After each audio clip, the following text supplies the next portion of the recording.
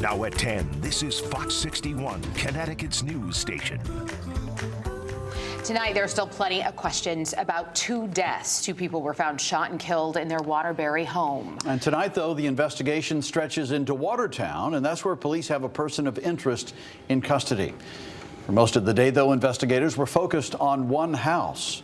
Thanks for joining us for the Fox 61 News at 10. I'm Brent Harden. And I'm Sarah Sanchez. We'll have more on this breaking news story. We're learning lots of new information tonight. But first, we begin with the weather. Yeah, we're finally getting some much needed rain. We've been talking about it for days. We're not always this excited about it, but we need it this time, right? No, especially Brent and I. We love the sunshine. We weren't complaining about those warm temperatures. Right. But yeah, we do need the rain. Rachel, when are those showers going to start? Mostly after midnight tonight, and it will be pouring for some areas for the morning commute.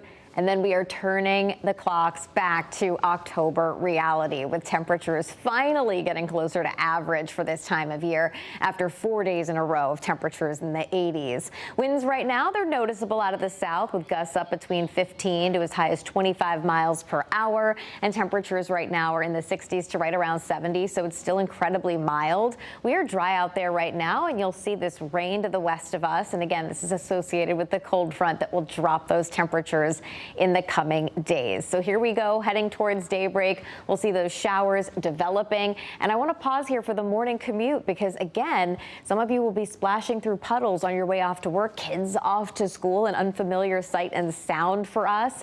Heading into the afternoon, we will start to see some drying. There might be some lingering showers 1, 2 o'clock in eastern Connecticut, but the overall trend will be clouds slowly breaking for some sunshine and cooler temperatures settling in. Highs will be in the 60s. In fact, temperatures stay pretty stable all day long. No big increase, no big drop, but you will see that drop later this week. In fact, frost in the forecast. We've got it for you coming up.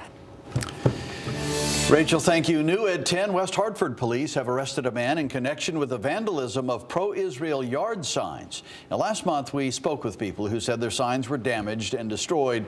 Police say it happened to multiple signs between August 30th and 31st on Mohegan Drive and other nearby streets. Officers identified 40-year-old Michael Guzman as a suspect. Guzman turned himself in today. He is charged with second-degree breach of peace and third-degree criminal trespass.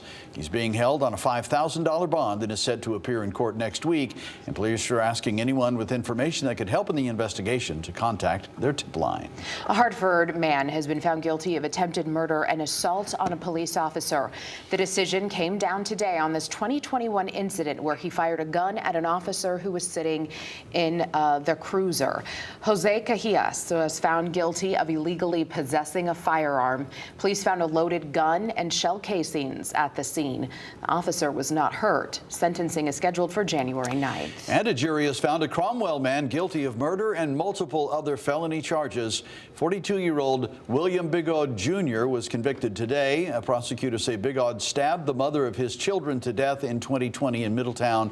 He then left Connecticut and went to Georgia, where he was captured after a high-speed chase. Sentencing is set for December 8th. A Torrington woman has been found guilty of assault and breach of peace. She attacked a family member with a baseball bat in December 2023.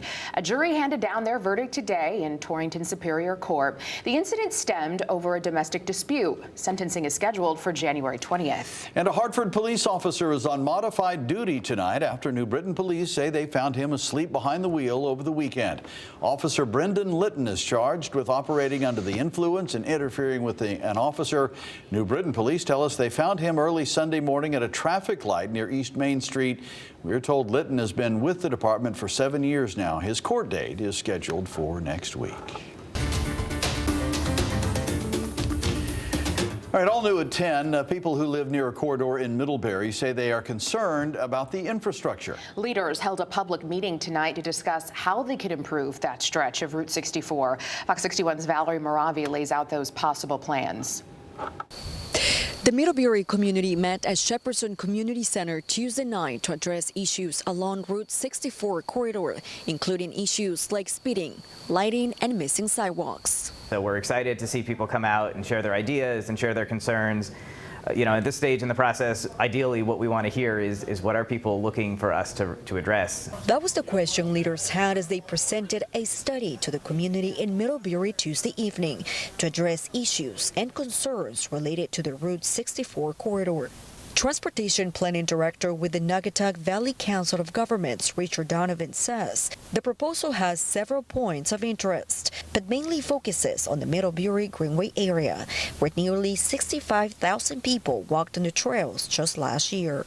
Yeah, so this project actually really stems from making the Middlebury Greenway a real asset, increasing access between trail users and the businesses and services that are located out here along Route 64, and making sure that those using the Greenway have a comfortable and a safe experience when they do have to get closer to the roadway. The proposed infrastructure improvements also include intersection alignments and repairing missing sidewalks and crosswalks, especially around Tucker Hill Road and Glenwood Avenue, with the sole purpose of enhancing safety for all road users. We sometimes take for granted how lucky we are here in Connecticut to have incredible natural environment and a truly one-of-a-kind trail network that connects us to it. But the community shared other concerns as well, like bike crashes due to speeding. In the corridor, we know that there are some gaps in the sidewalk network. We know that there are some connectivity problems related to the corridor, and so thankfully. Residents have had a lot of feedback for us, and we really appreciate hearing it. It helps validate the data that we're seeing. Donovan tells me they're planning another public meeting in the winter to address the developing of this project before they submit their final draft in 2026. For details, you can visit our website at fox61.com. In Middlebury, Valerie Moravi, Fox 61. West Haven's cracking down on unregistered and out-of-state vehicles, and apparently it's paying off. Thanks to a new enforcement program, the city has recovered $140,000 in lost tax revenue. Nearly 1,200 vehicles have been flagged since January 1st. Mayor Dorinda Borer says it's about fairness and making sure everyone who uses city services is contributing their fair share. New London police are addressing concerns about a proposed automated traffic enforcement safety device program. Officials say the system is focused on curbing speeding, and it's just one part of a larger strategy to improve road safety in the town. They emphasize it won't replace police officers, but it will help deter dangerous driving. All revenue from the program will fund public safety projects like better signage and traffic calming. Police say they remain committed to transparency and community input as the plan moves forward. Portland High School and Middle School will be closed tomorrow because of a sewage backup. Classes were dismissed early today because of it as well. District officials say they'll decide tomorrow if after-school programs will be back up. Renovations at Hartford's newly renamed People's Bank Arena are nearly complete. The final seats were installed today. They wrapped up a $145 million upgrade there. Fans can expect new technology, upgraded seating, luxury suites, and a fully refreshed interior. The arena reopens October 17th for the Hartford Wolfpack home opener. Oh, so soon. Well, Waterford is moving forward with plans to build its first town-owned fire station. Funding was approved during last night's town meeting. The new station will replace the current Oswegatchie Fire Company building, a project nearly 20 years in the making. The fire department says the move is critical for its future. Time now is 10:09, and right now you're getting a live look from Capitol Hill. We're wrapping up day 7 of a government shutdown. And as it usually goes, federal workers are paying the biggest price here. Around 750,000 federal employees have been furloughed, and now the White House says it's possible they won't receive back pay when the government reopens. Now, during the last shutdown in 2019, President Trump signed a law that guarantees back pay for furloughed workers, but this time the White House says it's up to Congress to decide. Shutdown is also causing staffing shortages in air traffic control, which is leading to delays at major airports and raising safety concerns. The White House estimates the shutdown is costing the U.S. economy $15 billion every week. And if the government doesn't reopen soon, military troops could miss their first paycheck next week. Meanwhile, the Better Business Bureau is warning about a rise in scammers impersonating government officials during this shutdown.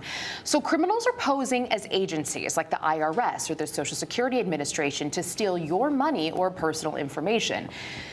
There's confusion around which services are still open, which makes it easier for scammers to trick people. In some cases, they're even threatening to cut off some of your benefits. The BBB says don't answer unknown calls and never share personal information over the phone. If you think you've been scammed, contact police and your bank right away. And tomorrow, Governor Ned Lamont is set to announce new actions to protect the WIC program during the ongoing shutdown. WIC provides critical nutrition and health care support to low-income women and children under 5. And we're taking a deeper dive into the shutdown and what it means for you. We're looking into everything from the potential impact on air travel to food assistance programs and government services like national parks. We also have expert insight, all streaming right now for free on Fox 61 Plus. Just download Fox 61 Plus on your smart TV and watch for free.